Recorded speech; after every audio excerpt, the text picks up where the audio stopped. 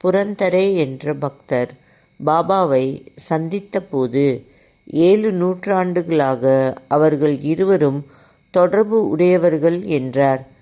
அவன் 2000 மைல்களுக்கு அப்பால் இருந்தால் கூட அவன் இல்லாமல் ஒரு பருக்கை கூட நான் உண்ண மாட்டேன். எப்போதும் அவனை நினைத்து கொண்டிருப்பேன் என்றார்.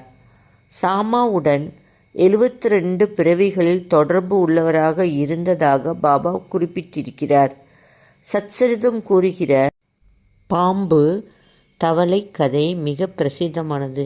அண்ணன் தம்பிகளான வீரபத்ரப்பா, சென்னபாசப்பா ஆகியோரின் முற்பிறவி கதைகள் பற்றி பாபா கூறினார்.